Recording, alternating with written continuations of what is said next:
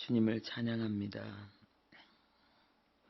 우리가 이해할 수도 없고 상상할 수도 없는 놀라운 섭리로 우리를 선한 길로 우리를 이끄시는 아버지, 오직 하나님 안에 아버지 우리가 주님 위로받을 수 있고 소망할 수 있음을 고백합니다. 아버지, 주님께서 고통 가운데 있는 지체들을 위로하여 주시고 하나님의 선하신 손길로 돌보시고 오늘도 말씀 가운데 우리를 새롭게 하시며 하나님 철저하게 하나님과 연합할 수 있는 은혜로 승리의 길로 우리를 이끌어 주옵소서. 예수님의 이름으로 기도합니다. 아멘.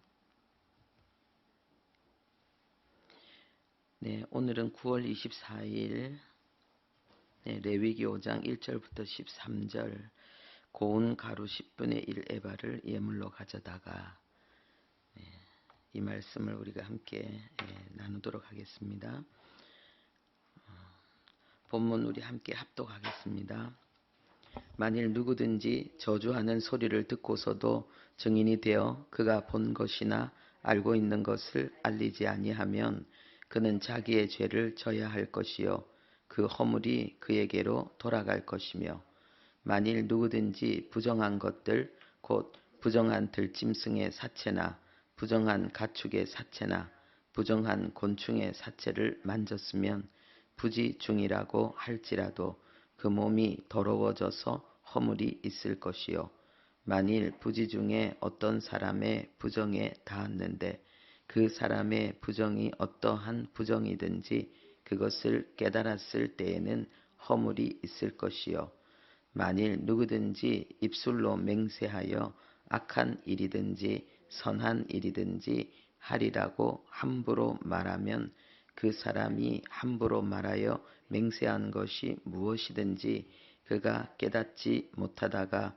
그것을 깨닫게 되었을 때에는 그 중 하나에 그에게 허물이 있을 것이니 이 중 하나의 허물이 있을 때에는 아무 일에 잘못하였노라 자복하고 그 잘못으로 말미암아 여호와께 속죄제를 드리되 양떼의 암컷 어린 양이나 염소를 끌어다가 속죄제를 드릴 것이요 제사장은 그의 허물을 위하여 속죄할지니라.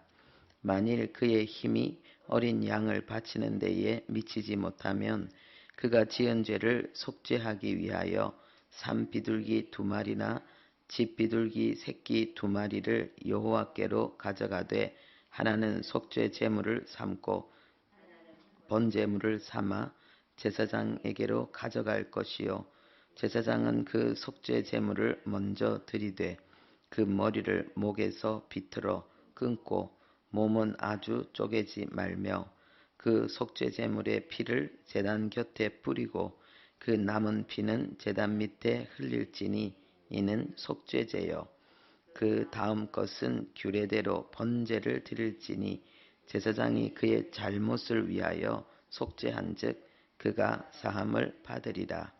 만일 그의 손이 산 비둘기 2마리나 집 비둘기 2마리에도 미치지 못하면 그의 범죄로 말미암아 고운 가루 10분의 1 에바를 예물로 가져다가 속죄 제물로 드리되 이는 속죄제인즉 그 위에 기름을 붓지 말며 유향을 놓지 말고 그것을 제사장에게로 가져갈 것이요 제사장은 그것을 기념물로 한 움큼을 가져다가 제단 위 여호와의 화제물 위에서 불사를 지니 이는 속죄제다.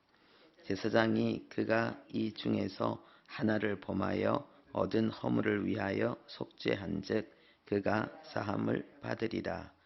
그 나머지는 소제물같이 제사장에게 돌릴지니라. 아멘.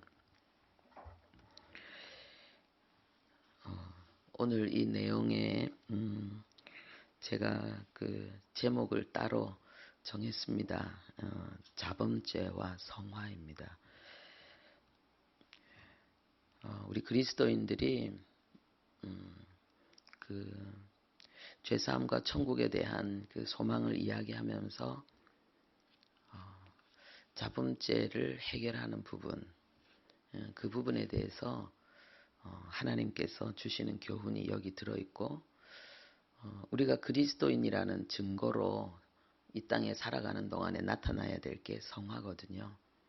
근데 그 성화를 이루기 위해서는 반드시 철저한 잡음죄를 해결하는 회개의 삶이 이루어져야 되는데, 거기에 대한 내용입니다.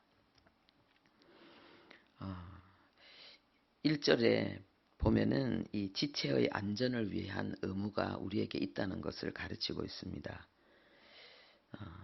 누군가를 저주하는 소리를 들으면은 반드시 그 저주를 피할 수 있도록, 해결할 수 있도록 그 사람에게 정보를 주어야 된다라는 말씀이 있습니다. 우리는 우리 자신의 안전뿐만 아니라 우리 지체들의 안전까지도 우리는 생각하고, 또 그것을 추구하는 어떤 의무가 우리에게 있다는 것을 알려주고 있습니다. 사실 이거 힘든 일이잖아요. 누군가가 나를 죽일 만큼, 죽이고 싶을 만큼, 크게 피해를 입힐 만큼 어떤 마음의 분노를 품고 있다는 것을 알게 되었을 때에 그것을 당사자에게 이렇게 알려주는 것. 우리는 이런 부분에 대해서 아주 부정적인 말을 하죠. 고자질한다, 이런 식으로, 그렇죠? 근데 성경은 알려주라고 이야기하고 있습니다. 그래서 용서를 구하든지 오해를 풀든지 도망가든지 대항하든지, 누군가 당신에 대해서 아주 안 좋은 그런 악심을 품고 있다는 사실을 반드시 알려줘야 되고, 만약에 그것을 알려주지 않음으로 인해서 그 사람이 어떤 피하거나 어떤 대책을 세울 수 있는 그런 기회마저 갖지 못했다면은 그 죄를 하나님이 물을 것이다, 이렇게 말하고 있어요. 굉장히 중요한 부분이죠. 관계에 대해서 서로가 항상 그 하나님의 사랑 안에서 좋은 관계를 유지할 수 있도록 우리는 할 수 있는 모든 최선을 다해야 된다는 것, 이것을 알려주고 있습니다. 두 번째로 2절에서 3절에는요, 거룩, 성결을 유지해야 될 의무가 또한 우리에게 있다는 걸 알려주고 있습니다. 이게 부정을 해결하는 부분인데요. 여기서 이 부정이라는 말은 부정 타지 말아야 된다, 이제 이렇게 우리가 말할 수 있는데, 이 부정이란 말은 더러워지지 말아야 된다, 오염되거나 부패하지 말아야 된다, 이런 의미거든요.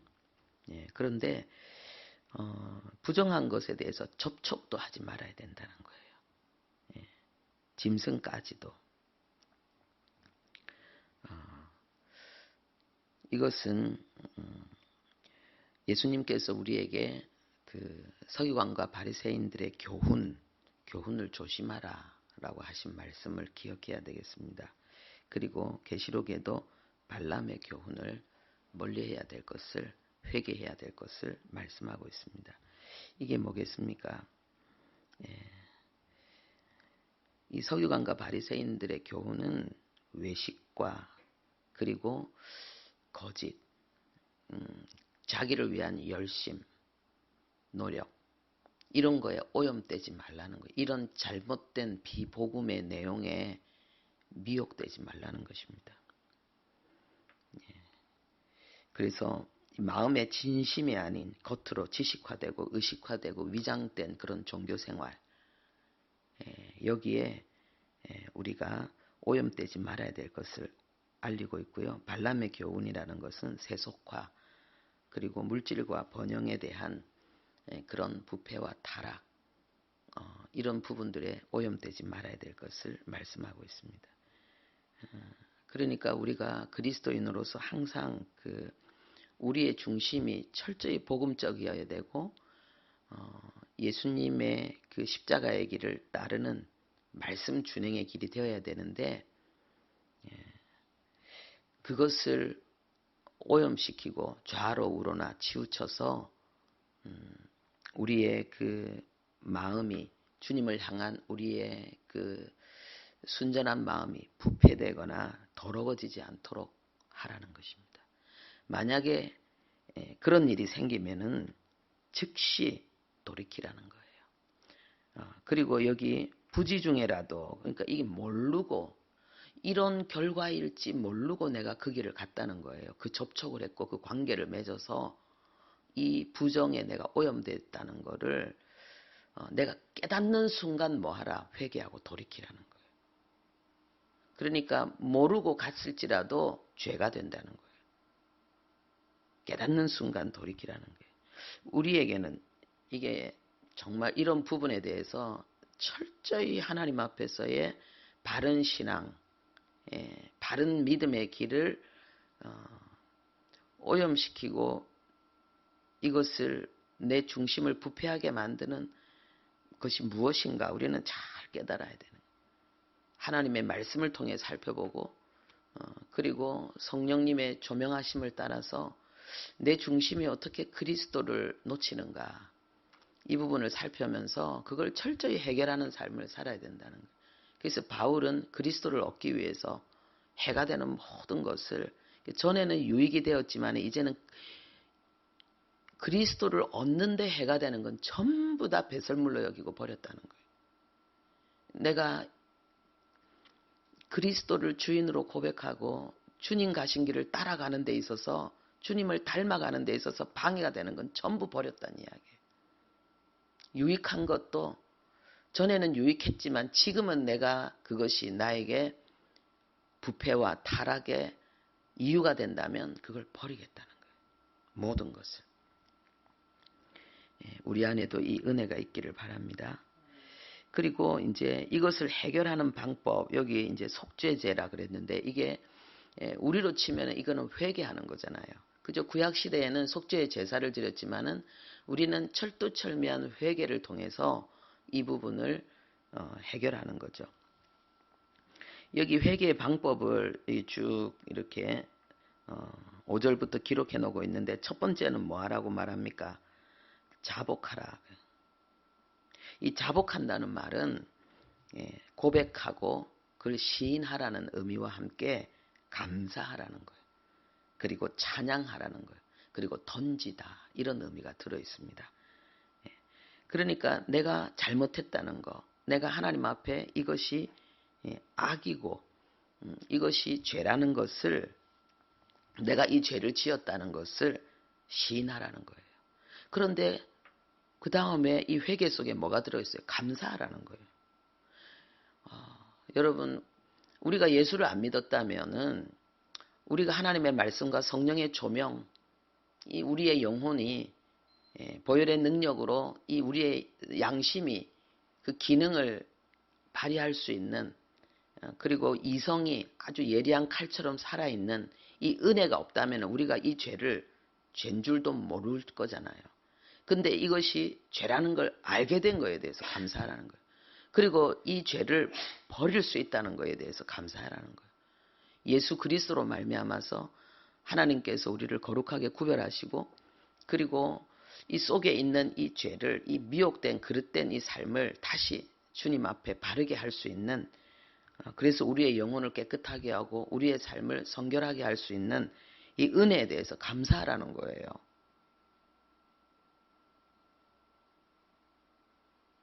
이게 진짜 십자가를 정말 누리는 삶이죠. 그리고 던져버리는 거예요. 그 죄를 이제 완전히 버리라는 거예요. 우리의 마음과 우리의 삶에서. 그리고 이것을 어떻게 하라고요? 문법에는 이것을 즉시 하라는 거예요. 그것을 깨닫는 그 순간 이 죄를 버리라는 거예요. 그리고 계속 하라는 거예요. 이 회개의 삶이 우리에게 얼마나 철두철미하게 계속되어져야 되는지를 말씀하고 있는 거예요. 이 자범죄를 해결하는 문제입니다. 그리고는 뭐 하라고요? 그 다음에 자복한 다음에 속죄제를 드리라는 거예요. 이 속죄제를 드린다는 것은 이 자복은요, 내가 혼자서 하나님 앞에 할 수 있어요. 그런데 속죄제를 드리려면 내가 죄를 지었다는 것을 모든 공동체에 공개하는 거예요. 내가 재물을 가지고 나가면은요, 아, 저 사람 또 죄 지었네. 이번에는 무슨 죄를 지었지? 그걸 알리는 거예요. 예, 얼마나 번거롭습니까? 먼 곳에서부터 속죄제를 드리기 위해서 와야 되고, 그리고 제사를 드려야 되는 이 과정. 그런데 공개적이고 의식적인 번거롭고 불편하고 힘든 이 속죄의 과정을 반드시 거치라는 거예요. 이것은 곧 우리에게 그 당시 우리 성도들에게 어떤 유익을 주었을까요? 죄의 유혹을 거부하는 의지를 강화시킬 수 있는 그러한 역할을 했을 것입니다. 아유, 죄의 유혹이 와도 아유, 내 죄 지으면은 또 내가 속죄해야 되고 또 속죄 제사를 드려야 되고 자복해야 되고 사람들한테 창피하게 내가 죄 지었다는 거 다 알려야 되고 아유, 쟤는 왜 맨날 저렇게 죄 지으러 죄를 많이 짓고 저렇게 속죄하러 다니는 거야. 이런 거 생각하면은 죄를 안 지을 수 있는 장치가 된다는 거죠. 이 말씀을 오늘 우리에게 적용하면은 뭐겠습니까? 우리가 스스로 하나님 앞에서 이 회개의 열매를 맺기 위해서 거듭되는 죄의 문제를 해결하기 위해서 우리도 어떤 장치가 필요하다는 거죠. 우리는 자범죄를 너무 가볍게 여기고 있습니다. 근데 성경은 우리가 자범죄에 대해서 철저하게 해결하는 자가 되어야 되고 그래야지 성화가 되어지고 그리고 빛 가운데 하나님의 복음의 영광을 나타낼 수가 있는 것입니다. 이 부분에 대해서 또 여기 속죄에 대한 제사의 그 제물의 종류를 한 가지로만 하지 않았습니다. 어린 양과 비둘기와 고운 가루. 이것은 뭐냐? 아무리 가난하고 힘들어도 속죄 제사를 드릴 수 있도록 한 것입니다. 이 고운 가루를 조금 드리는 것으로도 해결할 수 있다는 거예요. 부자든 가난한 자들은 반드시 속죄를 받아야 된다는 거예요. 속죄 제사를 꼭 드려서 완전히 이 자범죄의 문제를 해결해야 된다는 것을 우리에게 알리고 있는 것입니다. 이 부분에 대해서 이 가이드에 아주 훌륭하게 글을 썼습니다. 제가 좀 읽어드리겠습니다. 속죄 제물의 규례를 통해 경제적 형편이 어려운 자들에게도 용서의 길을 열어주시는 긍휼과 자비가 풍성하신 하나님을 발견할 수 있습니다. 네. 그래서 하나님께서 원하시는 것은 상한 심령임을 깨닫고 긍휼과 자비가 풍성하신 하나님 앞에 나아가 용서의 은혜로 충만케 되어 더욱 빛의 자녀답게 살아가게 되기를 소망합니다. 네, 우리 안에 이 은혜가 있기를 바랍니다. 기도하겠습니다. 하나님 아버지, 우리가 그리스도인으로서 오늘 하루의 목표가 순종과 거룩이 되게 해 주시옵소서.